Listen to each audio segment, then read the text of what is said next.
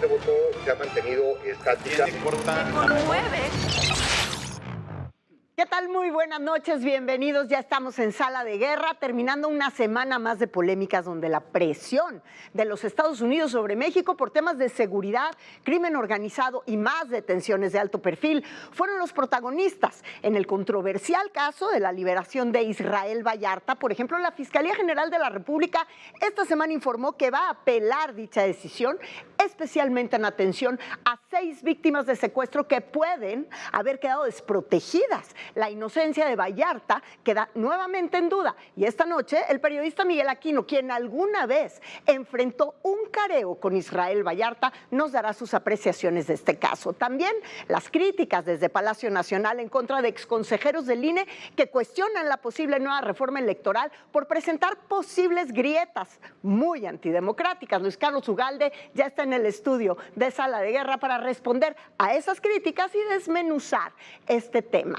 En ese mismo sentido, crece la lista de nombres en competencia para las gubernaturas en 2027. Eso ya arrancó. Mi compañero Juan Pablo de Leo nos presenta una lista muy interesante y segurísimo a usted le van a sonar varios nombres. Y ya están aquí también los 3 legisladores que van a participar en la mesa de debate de esta noche sobre las nuevas acciones de México en el combate al crimen organizado y la presión de los Estados Unidos que crece sobre el gobierno de Claudia Sheinbaum. Yo soy Mónica Garza.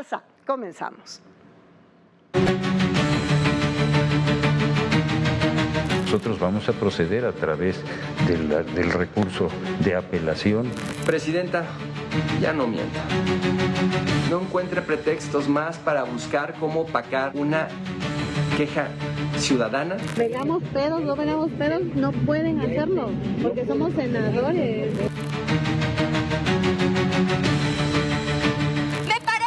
Indiscutible que no se estén tomando medidas drásticas. El crimen organizado está arrasando. También otra cosa que hizo fue perseguir a los opositores del régimen. And Mexico does what we tell them to do, and Canada does what we tell them to do, because we have the 2 borders. We have the northern border, southern border, and they were both horrible. Pues vaya semana la que tuvimos e iniciamos nuestro recuento con el envío que hizo México de 26 narcotraficantes a los Estados Unidos. Destacan nombres como el de Servando Gómez alias La Tuta, líder de los Caballeros Templarios, también Abigail González Valencia, líder de los Queenies, y Baldomero Fernández Beltrán, alias El Mero, operador de los Pelones, el brazo armado de los Chapitos en Sonora. Y de esta manera justificó Omar García Harfuch esta entrega de presos a los Estados Unidos. Estos delincuentes de alto perfil, que aún privados de su libertad continuaban dirigiendo actividades ilícitas mediante visitas, mismas que no pueden prohibirse por respeto a sus derechos humanos. Sin embargo, estas interacciones eran aprovechadas para mantener operaciones criminales, amenazar a funcionarios y extender redes de corrupción e intimidación, lo que representaba un riesgo inaceptable para la seguridad. Por otro lado, y de vuelta al caso de la liberación de Israel Vallarta, esta semana el fiscal general de la República, Alejandro Gertz Manero, como le decía, anunció que apelará a la libertad otorgada a Vallarta. Así lo dijo. El delito de secuestro, después del homicidio, es el delito más grave que puede sufrir cualquier persona. En este caso particular, hay 6 personas que sufrieron un secuestro.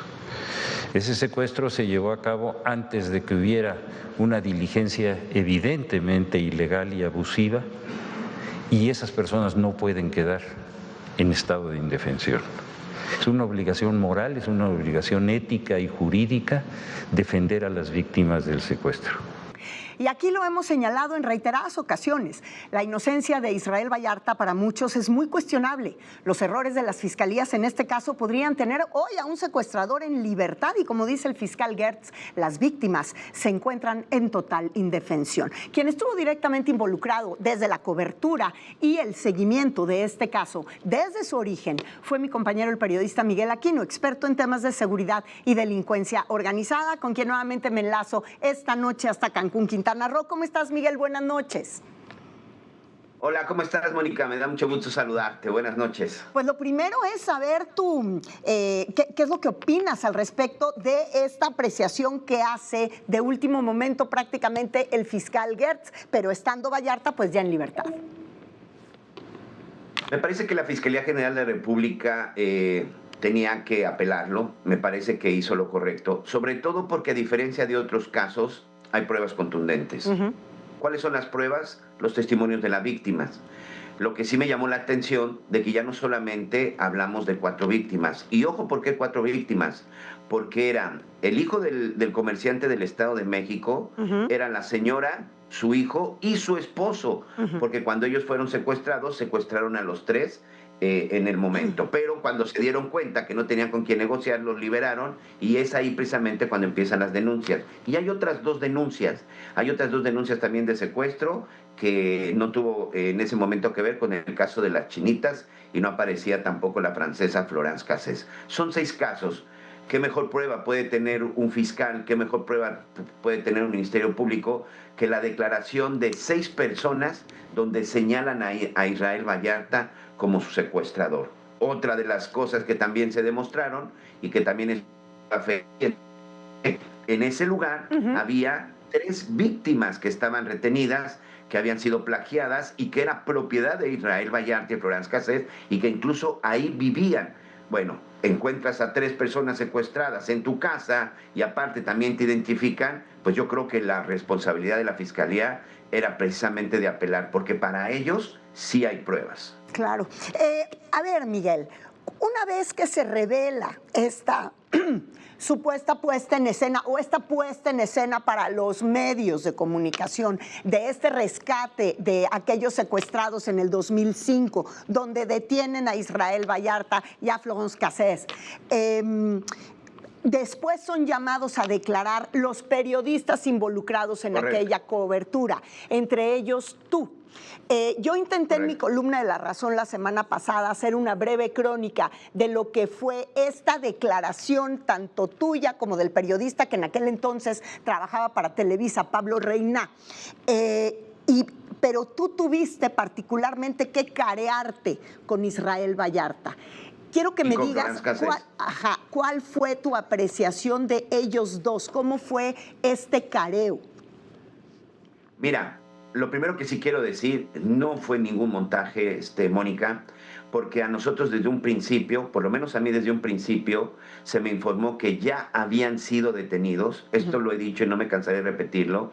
Un mensaje que recibí vía Nextel, en aquel entonces vía radio, de viva voz de Luis Cárdenas Palomino, entre 4:30 y 5 de la mañana, diciéndome, Miguel, te espero en el Caminero, detuvimos a una banda de secuestradores y están las víctimas, te vemos en el lugar, como ocurría muchas veces, como apenas había ocurrido con el caso de Rubén Omar Romano, el director técnico del Cruz Azul, que había sido secuestrado. Bueno, esa ocasión, como lo he narrado, yo no pude llegar, yo iba en el helicóptero, porque ese día, pues era ya de fin de año, ya estábamos en invierno, el helicóptero de Fuerza Informativa no pudo despegar.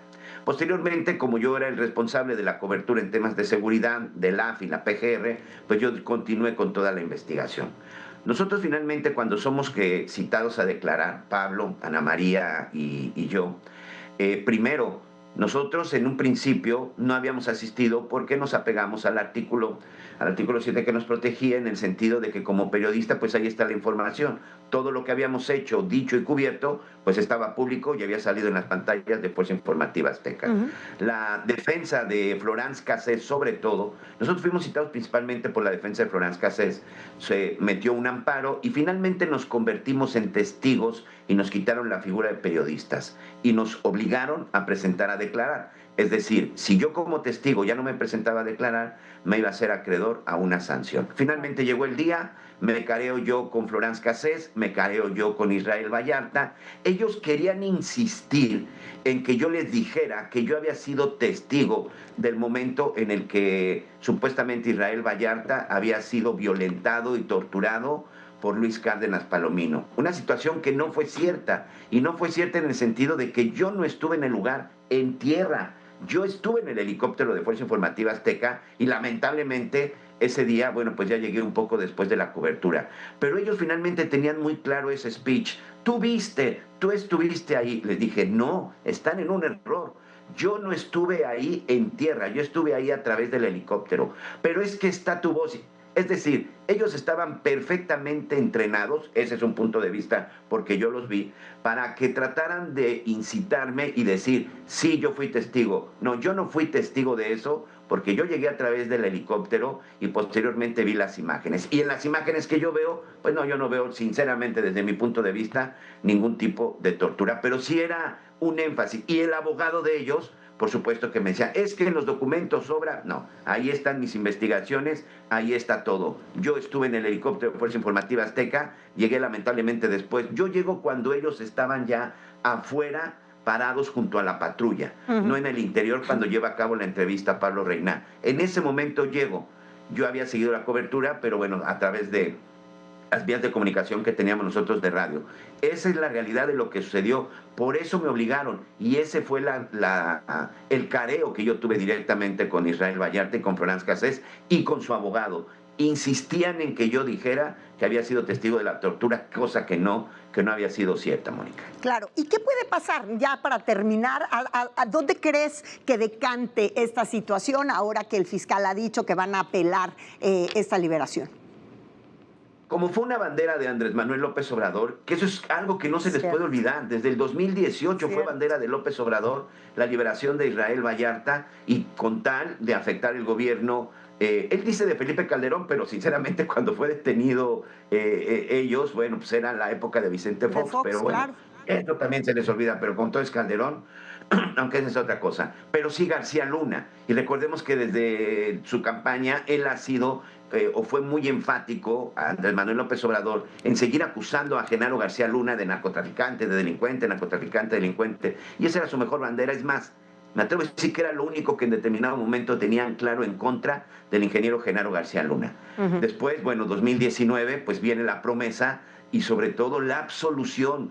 Tampoco se nos olvide, el primero que absolvió de todos los delitos, si tú quieres de manera pública y sistemática, pero quien lo hace es Andrés Manuel López Obrador. ¿Tú crees que a partir de eso hoy hay alguien en el Poder Judicial que se atreva a regresarlo a la cárcel? Y ahora que empieza el nuevo Poder Judicial en un par de semanas a modo de la Cuarta Transformación, yo creo que no. Israel Vallarta no va a regresar a la cárcel por más pruebas que se presenten en su contra. Pues habrá que darle muy puntual seguimiento al caso. Lo seguimos conversando contigo, al igual que tantos otros temas que habrá, y espero tenerte aquí la próxima semana en el Foro de Sala de Guerra. Muchas gracias, muy buenas noches.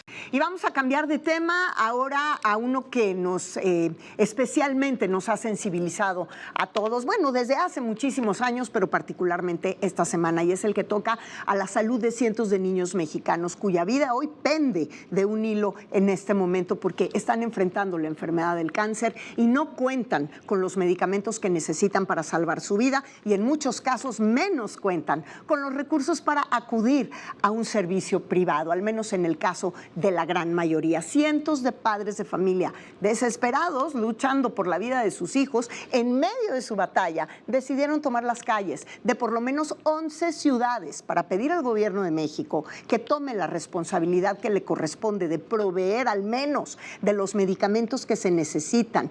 ¿Y con qué se han encontrado a cambio? Pues con una pared de insensibilidad y duros señalamientos, en voz de la propia presidenta de México, que es madre, que es abuela, pero desde la mañanera desacreditó esta manifestación y la petición de estos niños y sus familias, asegurando que todo fue un movimiento orquestado por una legisladora de oposición. Todos sabemos que las marchas que vimos suceder con cientos de personas en cada ciudad fueron una iniciativa ciudadana, y no es la primera vez, en específico de la organización civil Nariz Roja, que desde hace 15 años ayuda a pacientes con cáncer con sus medicamentos. Por ello, el líder de esta organización, Alejandro Barbosa, le respondió fuerte a la presidenta Sheinbaum.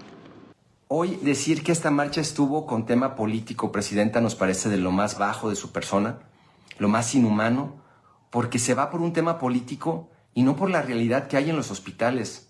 La gente se está muriendo, presidenta, se lo dijo la gente en las calles. Presidenta, le pedimos de la manera más correcta y atenta, uno, que no mienta. No hay medicamentos en los hospitales. Déjense de mentir. El 95% de compras es un tema que solo ustedes saben. Nosotros no lo podemos debatir porque no tenemos manera de poder evidenciar si ya se compró o no. Eso es un tema de ustedes.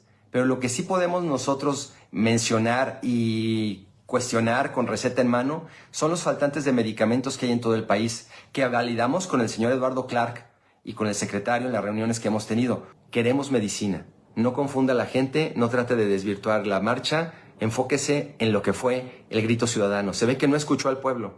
Se distrajo, presidente, una vez más. No es un tema político, es humano.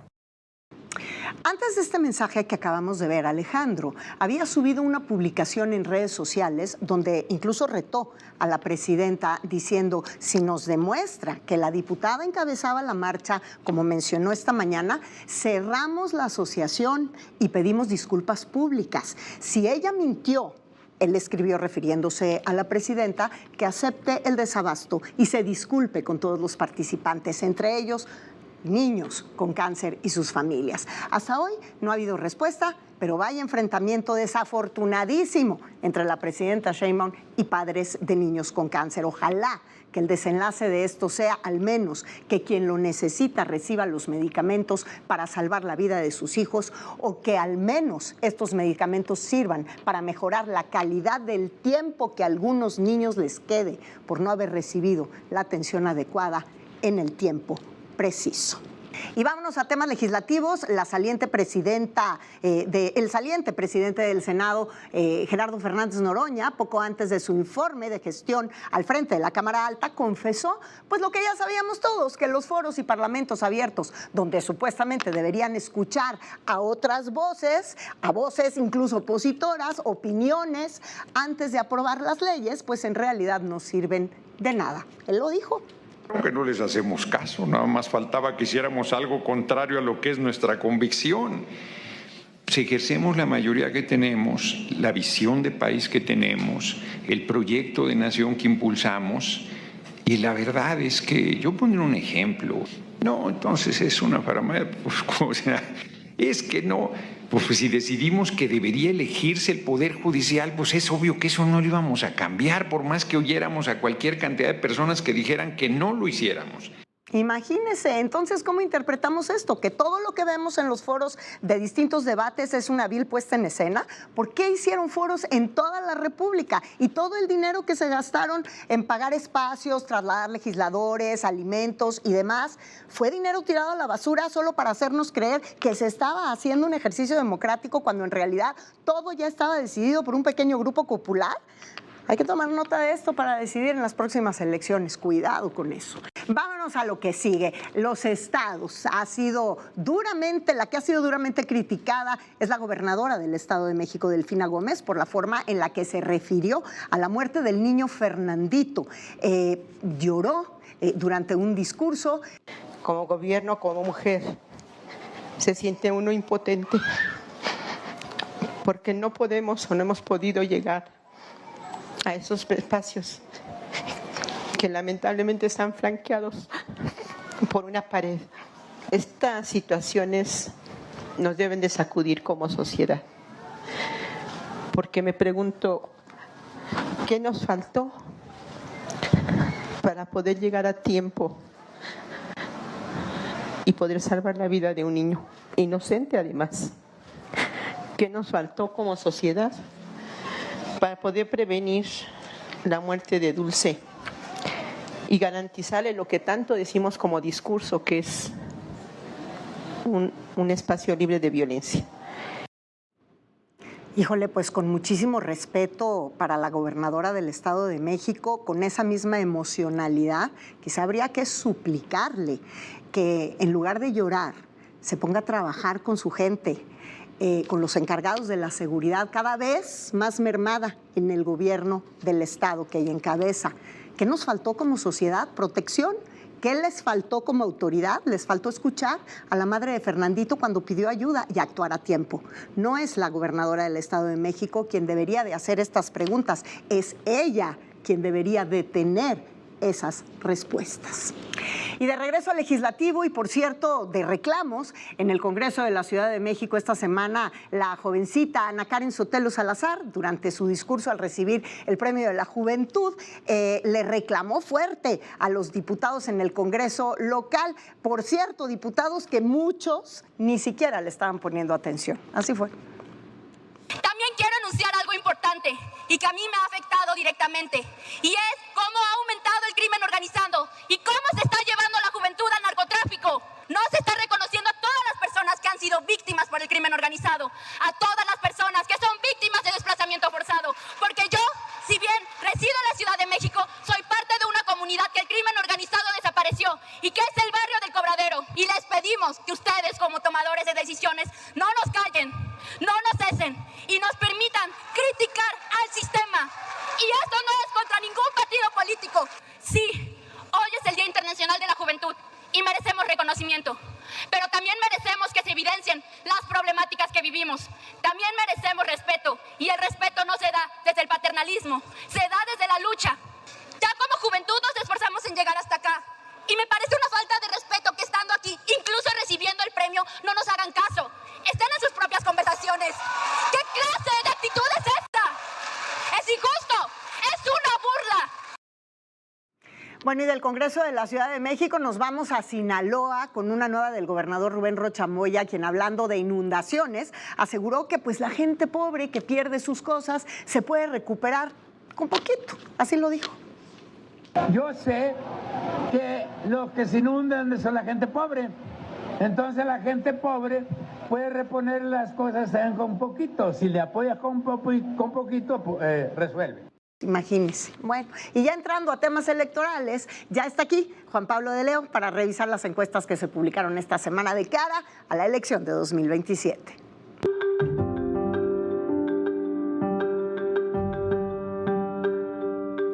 ¿Cómo estás, Juanpa? Buenas noches. Moni, ¿cómo estás? Muy buenas noches. Vamos a revisar las encuestas que se han publicado esta semana por parte de distintas encuestadoras que hemos revisado en Pulse MX. Hay de todo, de chile, de mole, de pozole, de manteca. Hay mediciones estatales, hay mediciones locales, y vamos a comenzar, si te parece bien, con las que han publicado esta semana las distintas encuestadoras. Vamos a ver esta primera encuesta, que es la de interna de Morena en Michoacán, que fue publicada por Massive Caller, en donde ya lo hemos platicado hace un par de semanas. Raúl Morón se mantiene a la cabeza. Aquí vamos a tener un tema con la alianza de Morena con el Partido Verde y con el Partido del Trabajo, y vamos a tener un problema respecto a lo que pueda decir el gobernador Alfredo Ramírez Bedoya y lo que pueda decir Palacio Nacional. Digamos que el gusto por Raúl Morón está más alineado a Palacio Nacional que al gobierno estatal de Michoacán. Vamos a ver ahí, me parece, una confrontación de poderes, porque con un 31% de la intención de voto en la interna de Morena se encuentra Raúl Morón, que ya lo hemos platicado, pero se quedó sin la candidatura en las elecciones pasadas, y hoy se convierte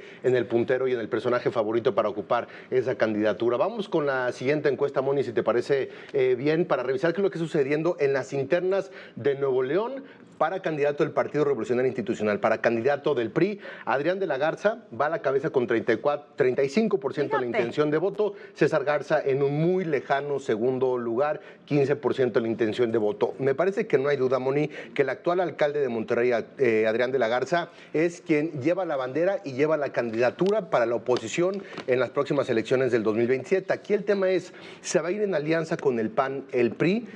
Si no van juntos, es muy poco posible que puedan llegar a ser incluso competitivos. Pero eso lo saben perfectamente. Claro que yo creo que en la elección la pasada en Durango y en Veracruz, particularmente la de Durango, pues aprendieron esa lección, ¿no? Ya lo habíamos hablado aquí. Lo saben, y un estado tan complejo como lo es Nuevo León, por supuesto. Aprovechando, digamos, la baja calificación que con la tiene, que va a salir Samuel García, exactamente, sin duda. Y ha perdido un poco de fuerza Movimiento Ciudadano en ese estado. Por lo tanto, en caso de que sí veamos una alianza entre el PRI y el PAN, va a ser muy competitivo tanto Morena, que lo es como marca actualmente, como también el PRI y el PAN. Si no, difícilmente vamos a ver una competición electoral en aquel estado, pero no hay duda que Adrián de la Garza en ese sentido lleva esa bandera y esa preferencia en primer lugar. Ándale, en Chihuahua, un estado que sabemos que va a ser muy peleado, que hay intereses muy específicos también por parte de Morena. Vamos a ver quién se sube y quién se baja. O a quién bajan también. O a quién ya bajaron. Es correcto.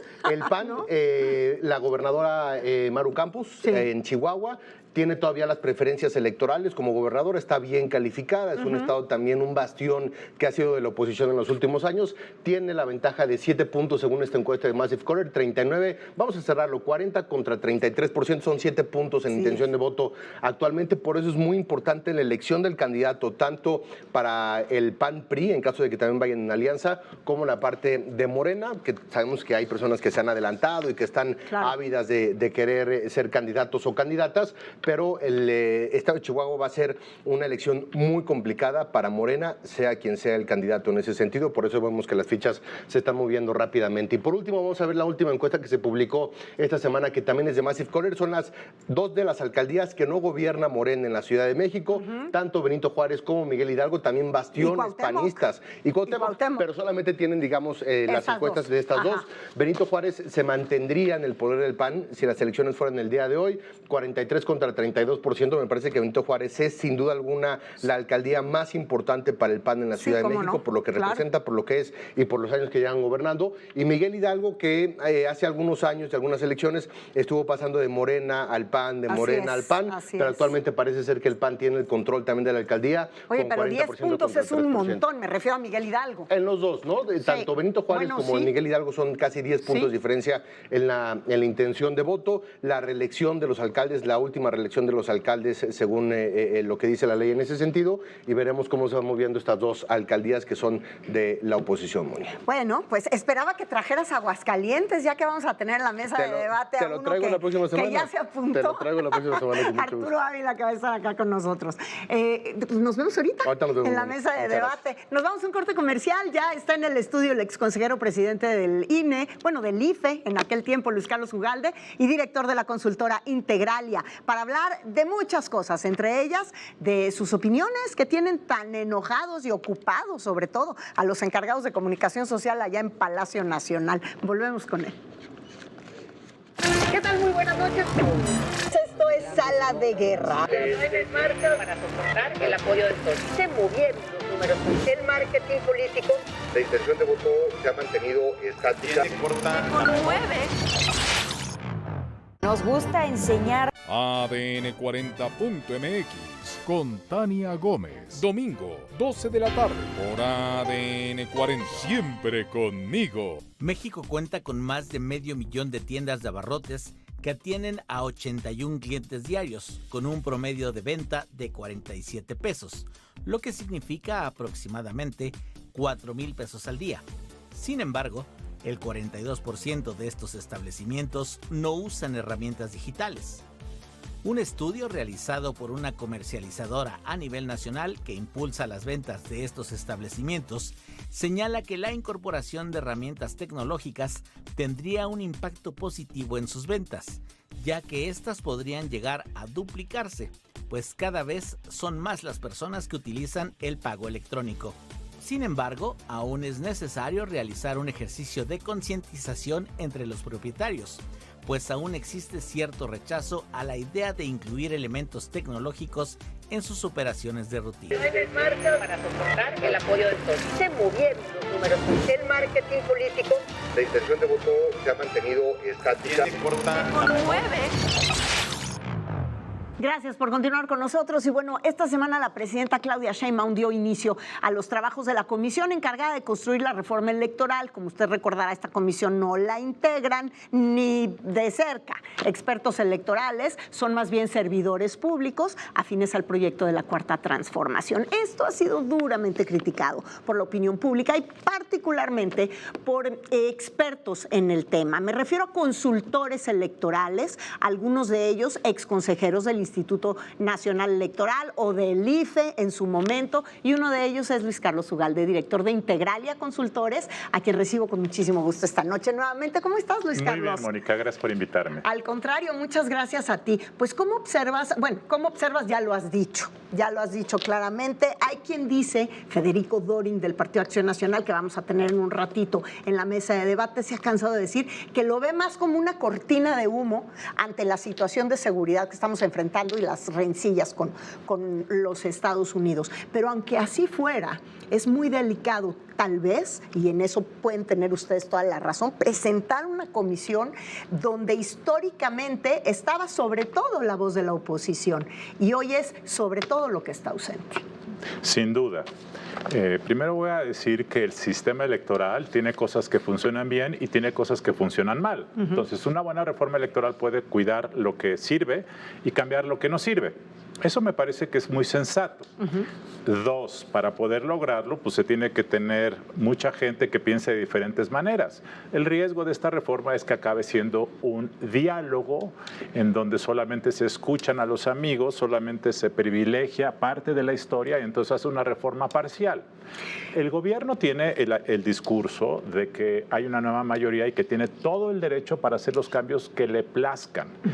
Y la oposición, otros expertos y mucha gente pensamos que una reforma electoral democrática es y debe ser parte de un consenso. La mayoría manda, sí, la mayoría tiene los votos, pero aquí el consenso es muy importante porque son las reglas para distribuir la baraja. Sobre eso que estás diciendo, la semana pasada la diputada de Morena, Mariana Benítez, decía que en realidad, ¿por qué se espantaban tanto si lo único que estaban haciendo era un diagnóstico de cómo de la situación de las cosas en este sentido para una reforma electoral?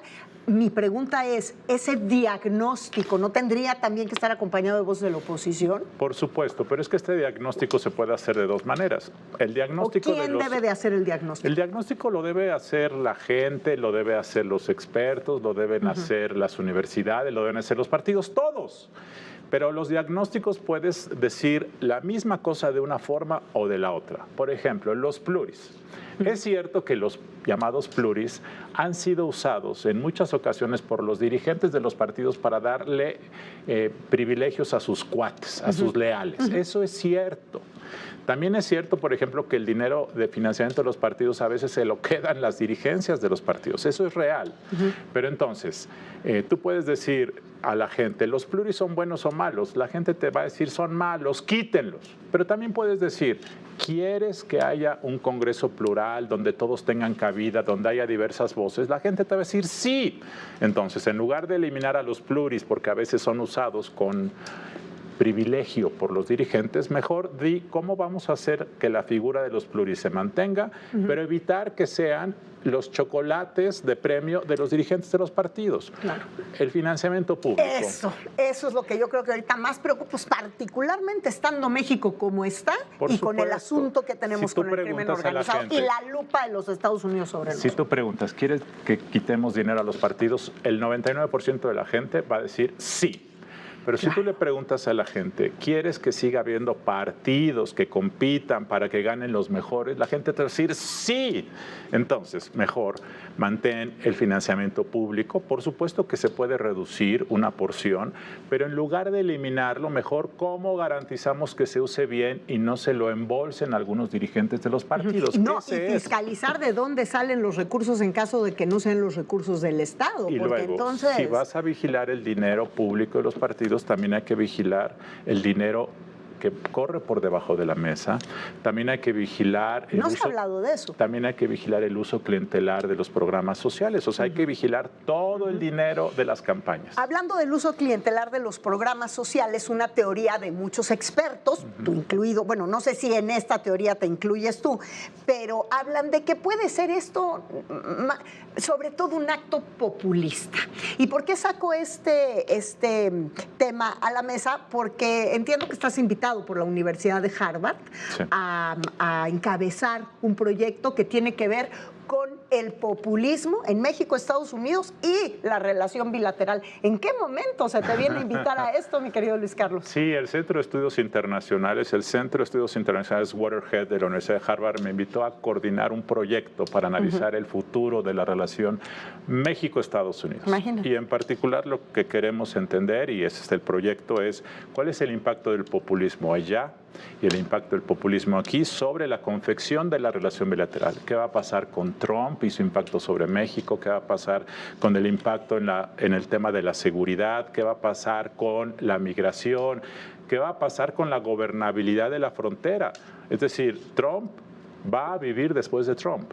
Y después de Trump vendrá el movimiento MAGA y después de Trump vendrán otros, de tal forma que esto va para rato. Y la relación entre México y Estados Unidos es fundamental para nuestra economía, para la gobernabilidad del país, para la seguridad. Entonces, entender los próximos 30 o 40 años de la relación México-Estados Unidos es parte muy importante y eso es lo que vamos a hacer en este proyecto. ¿De qué está dependiendo en realidad en este momento la relación de México y Estados Unidos? Porque hay varios temas ahí sobre la mesa y esto ya te lo pregunto para terminar. Está el asunto de la seguridad del crimen organizado, la violencia, el haber nombrado a los cárteles de la droga terroristas, el estar México entregando a capos para mantenerlos tranquilos por un lado, pero por otro lado la presión que tienen los Estados Unidos sobre cabezas con nombre y apellido ligados al poder en México, la renegociación del Tratado de Libre Comercio. O sea, estamos por todos los flancos. O sea, el tema inmediato yo creo que es el tema de seguridad. Eso debe ocurrir en las próximas semanas. La presidenta Sheinbaum ha dicho que se va a firmar un tratado de seguridad.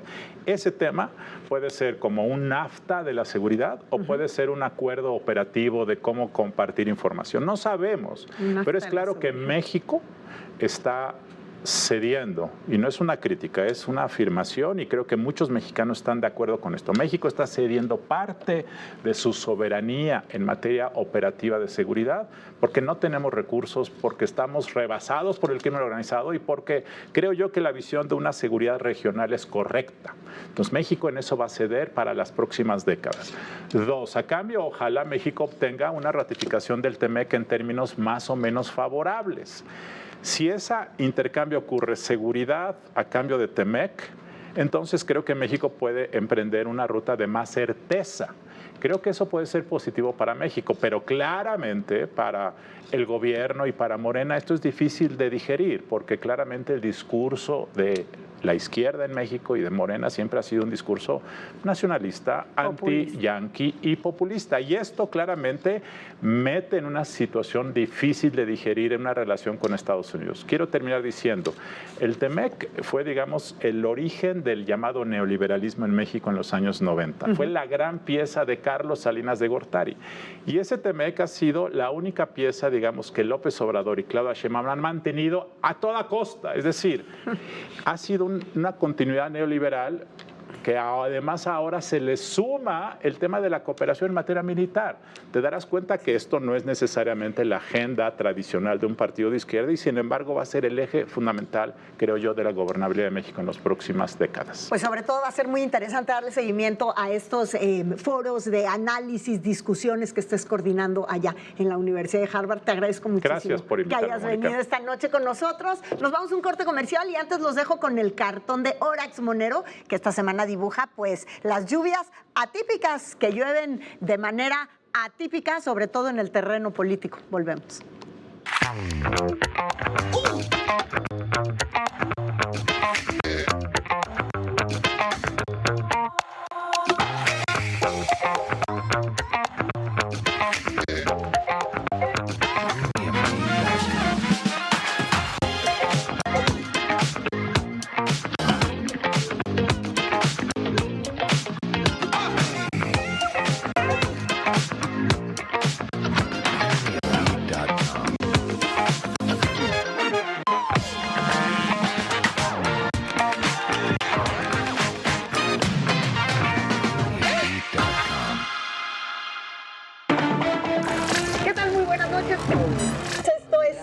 De guerra. Marcas para soportar el apoyo del sol. Se movieron los números. El marketing político. La intención de voto se ha mantenido estática. Es considerado un ADN40.mx con Tania Gómez. Domingo, 12 de la tarde por ADN 40. Siempre conmigo. México cuenta con más de 500,000 de tiendas de abarrotes que atienden a 81 clientes diarios, con un promedio de venta de 47 pesos, lo que significa aproximadamente 4,000 pesos al día. Sin embargo, el 42% de estos establecimientos no usan herramientas digitales. Un estudio realizado por una comercializadora a nivel nacional que impulsa las ventas de estos establecimientos señala que la incorporación de herramientas tecnológicas tendría un impacto positivo en sus ventas, ya que éstas podrían llegar a duplicarse, pues cada vez son más las personas que utilizan el pago electrónico. Sin embargo, aún es necesario realizar un ejercicio de concientización entre los propietarios, pues aún existe cierto rechazo a la idea de incluir elementos tecnológicos en sus operaciones de rutina. En marcha para soportar el apoyo de todos. Se movieron los números. El marketing político. La intención de voto se ha mantenido estática. Muchas gracias por continuar con nosotros. Y bueno, la relación entre México y los Estados Unidos se encuentra quizá en su momento más tenso desde que tenemos memoria. En el discurso oficial se destaca la coordinación y la cooperación en materia de seguridad, pero al mismo tiempo hay acusaciones muy severas. Por otro lado, un duro ejemplo de lo que los Estados Unidos son capaces de hacer lo está poniendo Venezuela y la persecución de los Estados Unidos contra el dictador Nicolás Maduro. Esta semana, Pam Bondi, fiscal general de los Estados Unidos, anunció que se le incautaron propiedades diversas que suman $700 millones a Nicolás Maduro. Y cabe recordar que Maduro recientemente fue ligado al cártel de Sinaloa, bueno, al cártel de los soles, pero también al cártel mexicano, el cártel de Sinaloa. También esta semana el presidente Donald Trump hizo duras declaraciones sobre México y Canadá prácticamente dijo que hacemos lo que él dice. And Mexico does what we tell them to do, and Canada does what we tell them to do, because we have the two borders. We have the northern border, southern border, and they were both horrible. Y con esta declaración abrimos el debate respecto a la relación que estamos teniendo con los Estados Unidos. ¿Hay coordinación realmente o es una obligación ante las circunstancias? Le doy la bienvenida a Federico Dorin, diputado federal por el Partido Acción Nacional. Bienvenido. Gracias, Mónica. Arturo Ávila, de Morena, bienvenido. Rubén Moreira, nuevamente. A todas y a todos. ¿Cómo estás, Juanpa? Bueno, pues le seguimos. Antes de comenzar, yo quisiera, Arturo, preguntarte, ¿qué opinas tú de las declaraciones que dio? Digo, porque también vamos a tocar el tema de la reforma electoral, de las declaraciones del saliente presidente del Senado, diciendo que cómo les vamos a hacer caso, si hacemos lo que... Entonces, ¿para qué son los foros? ¿Para qué son las discusiones? Digo, entre legisladores, ¿qué opinan de una declaración así? A ver, yo te daré el punto de vista del grupo parlamentario en la Cámara de Diputados. Nosotros coincidimos en que cualquier iniciativa de ley debe de construirse deseablemente con el resto de los grupos parlamentarios. Tendría que ser obligadamente, un debate, ¿no? Deseablemente, ¿no? Digo construirse porque hay una mayoría que tiene nuestro grupo parlamentario y podría sin duda tomar la determinación de no tomar en cuenta este tipo de determinaciones, pero me parece que eso no es deseable. Lo deseable es escuchar, por supuesto, la opinión que tienen el resto de los grupos parlamentarios. ¿Se equivocó Fernández Noroña? Pues me parece que nosotros, por lo menos en la Cámara de Diputados, tenemos la opinión de que debe de escucharse a todas las corrientes políticas. Me parece incluso plausible el ejercicio que está haciendo la presidenta de México, la doctora Claudia Sheinbaum, que abre una iniciativa de ley desde antes de que el Ejecutivo la envíe, porque tú sabes perfectamente bien, Mónica, que los que tienen facultades para enviar iniciativas son el Ejecutivo, la Cámara de Senadores, la Cámara de Diputados, los congresos locales, una tercera parte, y cualquier ciudadano si son leyes ordinarias y no reformas constitucionales. ¿Qué hace la presidenta? Grupo interdisciplinario, se va a abrir a foros, vamos a invitar a legisladoras, legisladores, académicos, constitucionalistas, vamos a crear una iniciativa de ley que podamos presentar a principios del próximo año y entonces iniciará el proceso legislativo, donde participan ¿quiénes? Los grupos parlamentarios de otros partidos. Nos decía Mariana Benítez la semana pasada que se va a hacer un diagnóstico donde no se toma en cuenta a la oposición, Rubén.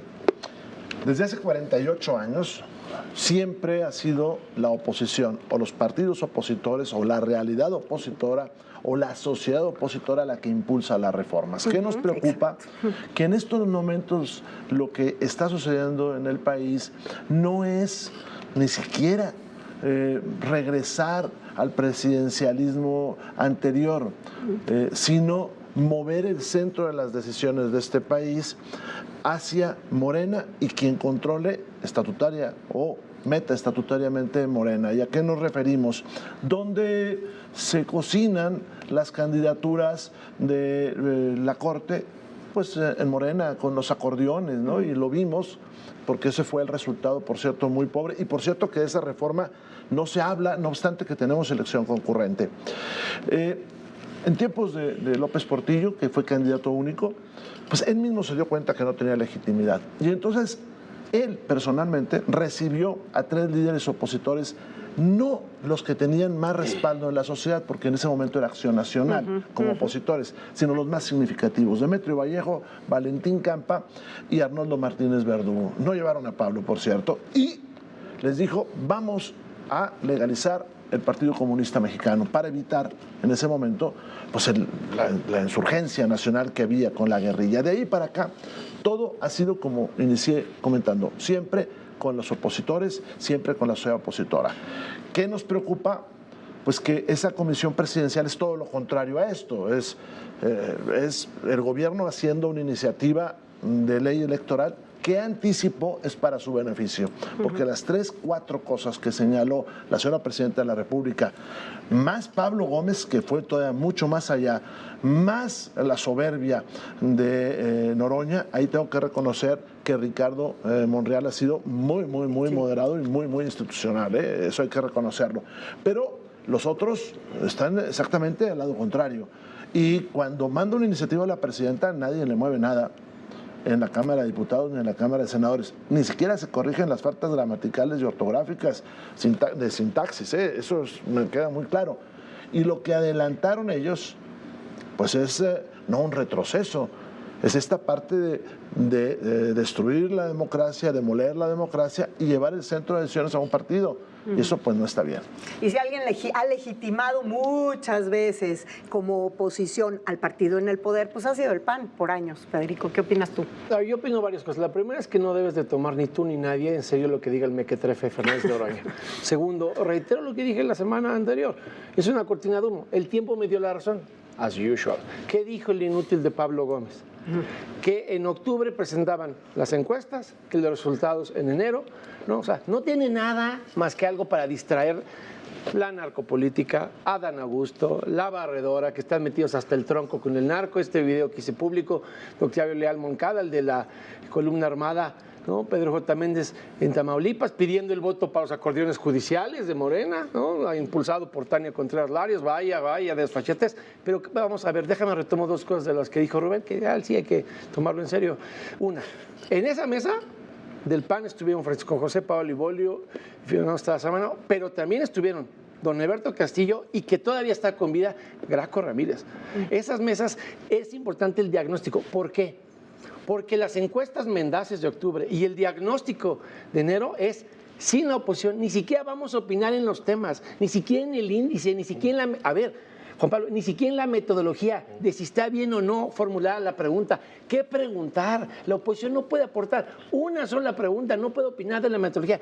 Bueno, si solo se va a preguntar lo que quiere Morena, como quiere Morena y a quien quiere Morena, con los encuestadores de Morena, no, bueno, pues ya sabemos el adefesio que va a salir de ahí. Entonces, no nos distraigamos en eso. Yo puse aquí la semana pasada y no me ha podido refutar absolutamente nadie, como Claudia Sheinbaum.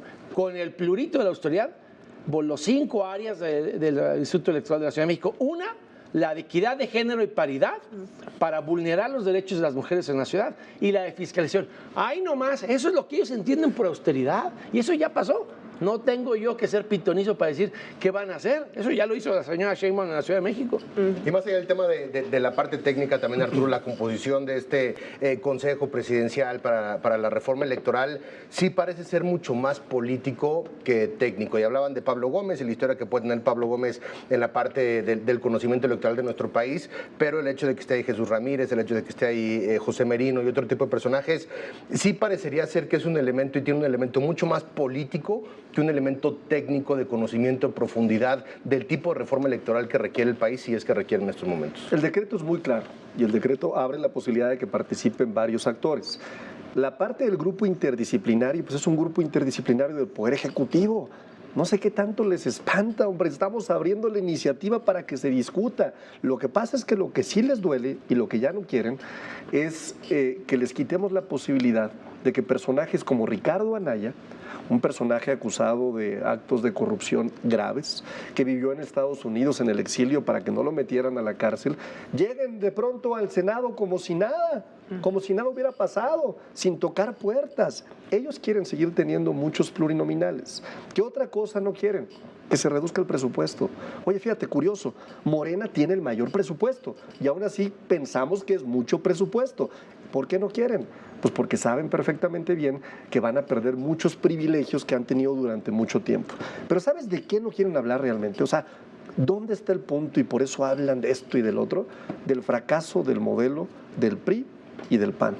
Se acaba de anunciar por el INEGI que sacamos a 13.4 millones de mexicanas y mexicanos de la pobreza, a 2 millones de la pobreza extrema, mientras que en el gobierno de Felipe Calderón aumentaron 3.8 millones.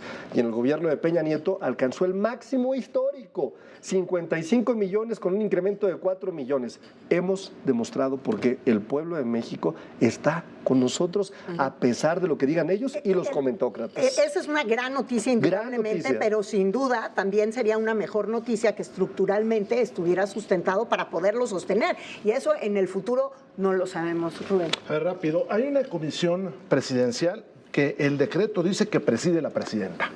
Luego ella saca otro decreto diciendo que denega a un servidor público para que sea el presidente ejecutivo. Pablo Gómez no es servidor público. Esas comisiones no generan sueldo ni honorarios, por lo tanto, si lo hacen servidor público tendrá que tener otro trabajo y nos tendrá que decir qué hacen el otro trabajo. En esa comisión solamente votan los miembros del gobierno y podrán invitar a otras personas a la comisión con voz pero sin voto. Y podrán hacer foros y podrán hacer encuestas, ojalá y pongan la de bajar el IVA, por ejemplo. Pero hay otro problema. En la historia, los partidos opositores siempre han podido vetar a los interlocutores que pone el gobierno. Y el gobierno, bien era el PAN o bien era el PRI, aceptaron quitar a quienes eran incómodos por no demostrar rasgos democráticos según la oposición. Pero como muestra de que el diálogo iba a ser sincero. Y como muestra del diálogo, como dice Federico, y lo hicieron los del PAN y los del PRI, cuando se los a propuesta del PRD, del PRI o del PAN en su caso. ¿Qué nos preocupa? Morena dice, es que no quieren quitar el dinero. A ver, transparentemos el dinero. Pero el problema es que ellos tal vez quieren otras fuentes de ingresos y pueden en el mundo salir de varias partes. Del narcotráfico, esa es una. De los grandes oligarcas, porque hay países que se dicen que son muy democráticos, pero detrás de los candidatos hay grandes oligarcas y entonces en este país van a mandar los grandes oligarcas, ¿no? Es que ese es uno de los grandes cuestionamientos. Entonces no se reflexiona de fondo, como cuando dicen que por el plurinominal no se vota. Caray, ¿no han leído la boleta por el otro lado? Y no ven cuando vamos en alianza, el voto en un cuadrito representa a los que están atrás y no representa incluso al que lo sigló. Me llama la atención que no vean eso. O cuando dicen, vamos a quitar los plurinominales. No, lo que quieren es quitar la representación proporcional, que les molesta. Por eso sacaron el 54% de los votos y sacaron con el 75% de los diputados. Y eso, pues hombre, es real. Ahora, en cuanto a la pobreza, tú dijiste algo muy importante, que es el hecho, y se sostiene estructuralmente, yo diría otro. ¿Y es cierto lo que dijeron? Te voy a decir por qué. Porque dicen, disminuyó la pobreza como nunca. No. Te voy a decir quiénes la disminuyeron en iguales proporciones. López Portillo, y mire lo que pasó después, y también la disminuyó en 11 puntos como esta última, Vicente Fox. Para que quede claro, no es la primera vez. Segundo, el ingreso de los mexicanos, según el INEGI, en 8 años subió 16%, 2.7% nada más anual. Porque el salario mínimo, que muy poca gente ganaba el salario mínimo formal, nada más benefició a 200,000 personas. Ahora, ¿qué me preocupa? Que la carencia en salud ha crecido enormidades. Con Peña teníamos 16% de gente en carencia en salud. Hoy tenemos como 45% en carencia en salud. Pero no nada más eso. Mónica, Juanpa, cambiaron las preguntas. Por ejemplo, hay una muy significativa. Antes le preguntaban, ¿usted tiene agua entubada? Y usted decía, sí o no. Ahora te preguntan, ¿usted cómo obtiene el agua? y solamente tienes carencia de salud si dices, no, es que no la puedo obtener. Por eso, sin hacer una inversión en agua, el gobierno de López Obrador, resulta que la carencia bajó a la mitad. Eso es un fraude. Concluimos contigo, Federico. A ver, los temas. Empecemos por el primero. En temas de la reforma electoral, ¿nosotros qué sí queremos? Lo vuelvo a decir, ¿no? Porque el financiamiento ya vimos para qué lo usaban en la Ciudad de México. Rubén tiene razón. Yo no quiero que estos señores sigan haciendo campaña con el huachicol fiscal. No quiero ver que el Chapo Isidro les lleva maletas de dinero como se las llevaba a Américo Villarreal y a Rubén Rocha en Sinaloa, testimonio en una corte de Estados Unidos de Jocelyn Hernández, cuando incursionaron en la política electoral los huachicoleros con el finado Sergio Carmona. ¿Nosotros qué queremos? Fuera los narcos, fuera la narcopolítica, fuera el huachicol fiscal de las campañas. 2, que no haya actos anticipados de campaña, que tú no veas la colita de caballo de Claudia Sheinbaum en espectaculares 2 años antes con dinero público y no pasa nada. Hicimos una reforma política a petición del 2007 de López Obrador para que nadie se adelantara en los tiempos electorales y todas las precampañas por mandato de ley tienen que empezar en los mismos plazos legales. Ellos adelantan campaña como quieren. 3, que no haya doble cachucha de pluris, porque les dan pluris como coalición y les dan pluris como partido. Nosotros queremos eso. ¿Eso va a estar en las encuestas? No. Eso va a estar en la metodología de la discusión del bodrio. Nada más con lo que tú dijiste, con la presencia ahí del bañagatos de Jesús Ramírez, no merece ninguna credibilidad. Ya está desacreditado todo ese asunto. Pasemos a la otra mentira. A ver, sí, qué bueno que mejoró el ingreso de los mexicanos, pero todas las otras vertientes están mal. A ver, ¿por qué subió el ingreso de los mexicanos? Lo dijo Claudia Maldonado, la del INEGI. Alguien que sí lee los documentos, no que trae los acordeones ahí de el bañagatos de Jesús Ramírez a la mesa. Porque las remesas, que no es un mérito de Andrés Manuel, y otras transferencias adicionales como el autoempleo, adicionales a los programas sociales, mejoraron el ingreso, pero no se explica por los programas sociales, por eso no es permanente en el tiempo, porque aparte las remesas ya se están reduciendo. Entonces, ¿y qué dijo? El número de mexicanos que perdieron acceso a la salud pasó de 25 millones más. 25 millones más de mexicanos. 6 de cada 10 mexicanos se atienden en el sector privado. En Chiapas, lo decía Rubén en la Comisión Permanente, el 63% de los mexicanos en Chiapas no tienen acceso a la salud. Y decía Claudia Maldonado que de las vertientes que encuestaron, hay 6 temas en la ley de desarrollo social, 5 que se midieron. De esos que se midieron, cuando tú tienes 3 de esos derechos humanos en vulnerabilidad, estás en condiciones por abajo de cualquier estadía de bienestar. Hay 32 millones de mexicanos ahí. Entonces, ¿qué están diciendo? ¿Que subieron los ingresos? Sí, pero por remesas, por programas sociales y por otro tipo de transferencias como autoempleo de la informalidad. Y si tú no mejoras la salud, la seguridad social, la educación, el rezago subió del 30 al 34%. Si no mejoras todo lo demás, dicho por el mismo INEGI, estamos en condiciones de fragilidad social peores que las que teníamos al inicio del sexenio de López Obrador, excepción hecha de los ingresos. Me encanta. 30 segundos para cada uno. 30 segundos. Sí. ¿Cuánto desprecio le tiene Federico, el PAN y el PRI al pueblo de México, ¿no? Es curioso, porque al final de cuentas a nosotras y a nosotros, las y los políticos, las y los gobernantes, ¿quién nos califica? El pueblo de México. ¿Y quién votó mayoritariamente por Morena? El pueblo de México. Algo debemos estar haciendo bien. Y concluyo con esta idea. Federico, si quieres a los narcos fuera del gobierno, van a tener que desaparecer el PAN. Porque el único narcogobierno comprobado, sentenciado, condenado, se llama el vinculado a Genaro García Luna, que fue el narcogobierno de Felipe Calderón. Los únicos narcogobiernos se llaman Partido Acción Nacional. Por cierto, bien vinculados también a otro esquema de corrupción del cártel inmobiliario. Rubén. Rápido. En el PRI estamos de acuerdo con los programas sociales, tan es así que nosotros votamos para que estuvieran en la Constitución y por eso están ahí. ¿Qué nos preocupa? Su viabilidad. Porque está el gobierno de Morena haciendo tan malas cosas que pudiera ponerlo en peligro y financieramente se nota con el endeudamiento terrible que llevan. En cuanto a la reforma electoral, nosotros no queremos participar en los foros porque eso es, la verdad, legitimar algo. Imagínate cuando alguien dice, cuando alguien señala que las OPLES hay que quitarlas. Somos una federación, esa fue la lucha del siglo XIX. El que se le ocurrió quitar a los estados se apellidaba López de Santana y eso nos hizo perder la mitad del territorio.